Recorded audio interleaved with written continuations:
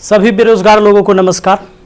कोई पढ़ाई लिखाई पर बात होगी नहीं, क्योंकि पढ़ाई लिखाई करने से कोई फायदा है नहीं। पढ़ाई लिखाई करा के ही क्या करेंगे जब आपको रोजी रोटी हो ही नहीं सकता आपके पढ़ाई लिखाई से। समस्या इस बात की है हमारे देश में कि मोदी जी केवल अपने मन की बात करते हैं। कभी इस जनता के भी मन की बात सुन लिया कीजिए। बहुत बार मन की बात हम लोग सुन चुके हैं, परेशान हो गए हैं। भैया बेरोजगारी इतनी बड़ी हो गई है, इतनी बड़ी हो गई, इतनी ज्यादा बेरोजगारी हो गई है कि जरा सोच के देखिए कि एक पढ़ा लिखा व्यक्ति जो ग्रुप डी के लिए, जो कि बीएससी कर चुका है, बीए कर चुका है, एमए कर चुका है, पीएचडी कर चुका है, ग्रुप डी के लिए फॉर्म भरता है और 2.5 करोड़ विद्यार्थी फॉर्म भरता है। भैया सोचने वाली बात है। मोदी जी 2.5 करोड़ जनसंख्या युवाओं का कम नहीं होता है। 2.5 करोड़ है तो उसके माँ बाप भी जोड़ लीजिए, भाई बहन जोड़ लीजिए, और वो युवा है तो उस पर उसके परिवार का निगाह टिका हुआ है, उससे एक आस जुड़ा हुआ है उस परिवार का। प्लीज आपसे हाथ जोड़कर विनती है हमारी। अब कहिएगा कि आप पगला काहे गया है। लोग कहेंगे, कुछ नेता लोग, देखो हमरा कोई पार्टी या पॉलिटिक्स से कोई मतलब नहीं है। जैसा बीजेपी वैसा ही कांग्रेस, वैसा ही आरजेडी, वैसा ही जदयू, सबका हाल वही है। अगर कांग्रेस का हाल बेकार नहीं होता तो बीजेपी नहीं आता, और आरजेडी का बुरा हाल नहीं होता तो जदयू नहीं आता। सबका यही समस्या है। मुझे किसी पार्टी से मतलब नहीं है, लेकिन मुझे अपने आदरणीय प्रधानमंत्री नरेंद्र मोदी जी से मतलब है। ये छात्र ने आपको बनाया है, ये छात्र ने आपको जिताया है, और केवल आपको अपने मन की बात करने के लिए प्रधानमंत्री नहीं बनाया था। कहेंगे कि तुम्हारा क्या जाता है भैया, तो आपको पता है जब आप देश के खातिर अगर कोई भी चीज युवाओं से आप कहते हैं कि भाई योगदान करो। अभी कोरोना वायरस के समय सब लोगों ने आपका योगदान किया, मैंने भी किया, 1 लाख रुपए डोनेट किया था। मेरा अधिकार बनता है कि मैं आपसे सवाल पूछूं। मीडिया वाले आपसे नहीं पूछेंगे, क्योंकि मीडिया वाले आपके हिसाब से चलते हैं। मीडिया वाले वही चीज दिखाते हैं जो लोगों को देखने में मजा आता है, लेकिन बेरोजगारी पर कोई बात नहीं करेगा। व्यू नहीं होंगे, इसलिए बेरोजगारी पर बात नहीं होगा। उसको चर्चा केवल चाहिए कि रिया चक्रवर्ती किसके साथ आज घूम रही है, कल कहां सोई थी, परसों कहां सोएगी। रिया चक्रवर्ती के बारे में ही केवल चर्चा होगा। लोगों को मजा आता है, उस पर व्यू होता है तो वीडियो उसी पर बनता है, उसी पर लोग चर्चा करते हैं, क्योंकि चैनल का टीआरपी बढ़ते रहे। और ये मजबूरी है हमारी कि एडुकेशन चैनल वाले अब पढ़ाई न करवा के ये सब चीजें पर उतर गए हैं। मैं आपको आज बहुत सारी बातें बताने वाला हूं, करने वाला हूं। जो भी लोग हैं जिनको परेशानी हो, क्षमा चाहते हैं। अब परेशानी हुई है तो क्या कर लीजिएगा, हमको इतना ही कर दीजिएगा।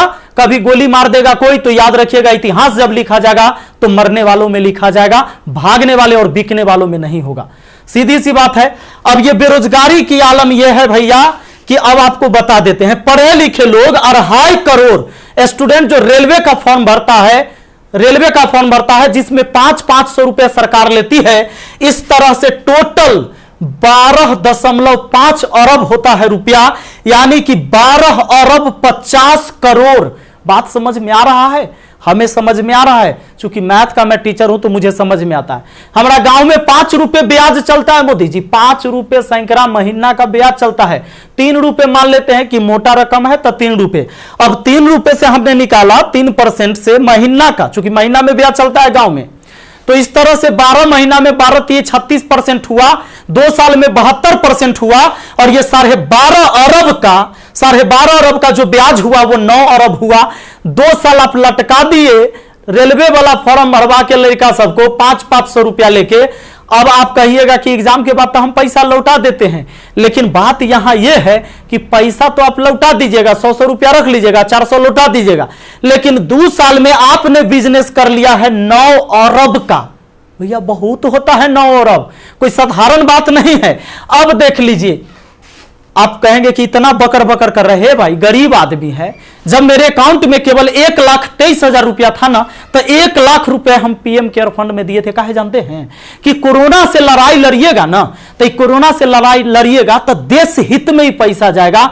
इस पैसा से जब वैक्सीन बन के आएगा, या हमारे साइंटिस्ट लोग जब इस पर रिसर्च करेंगे वैक्सीन पर, तो खर्च लगेगा। तो आदमी किसके पास जो औकात था, 1 रुपया, 11 रुपया, 100 रुपया, 50 रुपया, 1 करोड़, 500 करोड़, 1000 करोड़ लोगों ने योगदान दिया, जिनसे जो हो सका।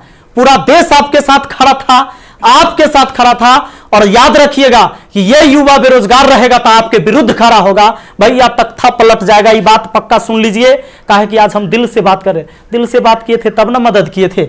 अब देख लीजिए 30 मार्च को मैंने योगदान दिया था 1 करोड़ रुपए, हमारा तब पागलपन चढ़ल था। हम तो अपन गलती का पश्चाताप जूता से मार के करते हैं, लेकिन याद रखिएगा कि जूता उस नेता को भी पड़ेगा जो वोट मांगने आएगा हमारे यहां। याद रखिएगा, ये पूरा देश में अब बवाल होने वाला है। अगर सही टाइम से एग्जाम नहीं लीजिएगा, युवाओं को रोजगार नहीं मिलेगा, तब आपके मन की बात नहीं होगी हमेशा, ये जनता के भी मन की बात होनी चाहिए।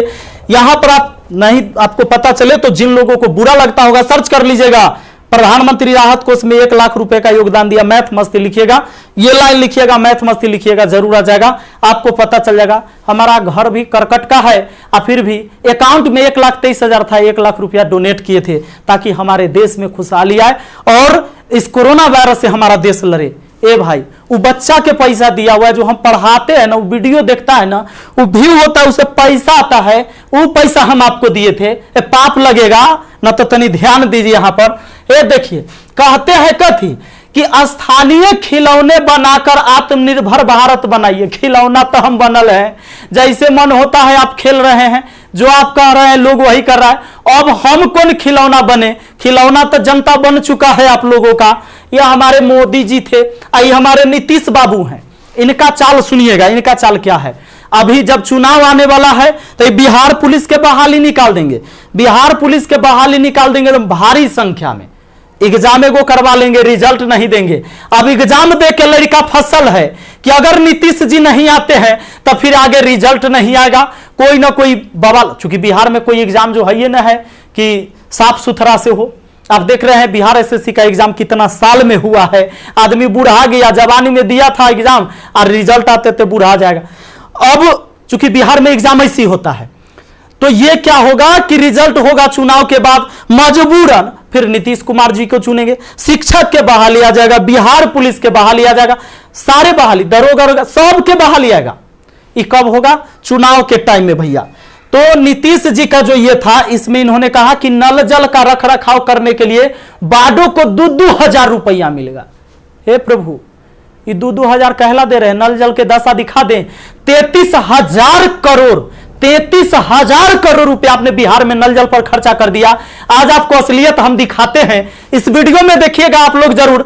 इस वीडियो को इतना शेयर करिएगा कि मुख्यमंत्री से लेकर प्रधानमंत्री तक पहुंचना चाहिए, बिल्कुल पहुंचना चाहिए कि हमारे जहां से हम हैं वहां की स्थिति आपको दिखा देते हैं कि नल जल का स्थिति क्या है। बेरोजगारी तो भैया आपने ऐसी पहुंचा दिया है यहां पर कि लोग अब कुछ करने लायक नहीं है। आप अगर आत्मनिर्भर बनाना था, खिलौना बनाना ही था, ये कहेला पढ़वा रहे, शुरू से खिलौने बनवाते। कहेला 500-500 रुपया लेके फॉर्म भरवा लिए और 2 साल में 9 अरब आप ब्याज कमा लिए। प्रभु क्षमा कीजिए, प्रभु इस पर कोई उपाय कीजिए, वरना आपकी तख्ता पलट जाएगी। और सारे विद्यार्थी, जितने भी छात्र हैं, मैं आप सबसे अपील करता हूं, इस वीडियो को शेयर करिए, जितना ज्यादा शेयर हो। और सारे एजुकेशन चैनल वाले जितने भी, चूंकि आपके मीडिया नहीं दिखाएगा, विद्यार्थी का दर्द कोई नहीं समझ पा रहा है, वो वही चीज दिखाएगा जो सरकार चाहती है। हमारे सारे भाई बंधु जितने भी वाईफाई स्टडी एग्जामपुर है, अभिनव शर्मा है, राकेश यादव सर है, जितने भी लोग हैं जो भी वीडियो बना रहे हैं बहुत अच्छा कर रहे हैं, सभी को हाथ जोड़कर तहे दिल से मैं धन्यवाद देना चाहूंगा। क्योंकि ये विद्यार्थी जो बेरोजगार है ना, उसी के वजह से हमारा रोजगार है, यही बात सच्चाई है। और इसीलिए हम इनके लिए लड़ेंगे, चाहे जो हो जाए। धरना प्रदर्शन होगा, पूरे देश में धरना प्रदर्शन होगा। और जहां ये 2.5 करोड़ विद्यार्थी सड़क पर उतर गया तो सुन लीजिए, ये बिहार से लेकर दिल्ली तक हिलेगा, ये बात निश्चित है। एक साथ हम हैं, सबके साथ हैं। सारे छात्र आंदोलन करने के लिए तैयार रहिए। एसएससी टाइम से एग्जाम नहीं लेती है। एक तो आप वैकेंसी ही कम निकालते हैं, अब वैकेंसी कम निकालते हैं तो जो निकालते हैं ओकर तो कम से कम एग्जाम ले लीजिए, सही से रिजल्ट ले लीजिए, सही से रिजल्ट दीजिए और एग्जाम सही से ले लीजिए, टाइम से ले लीजिए।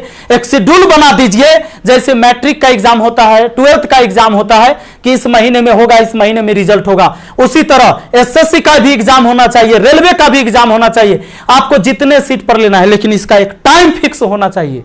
कितने इस महीने में एग्जाम होगा, इस महीने में रिजल्ट आएगा, इस महीने तक ज्वाइनिंग होगा, ताकि अंधेरे में लोग ना जिए।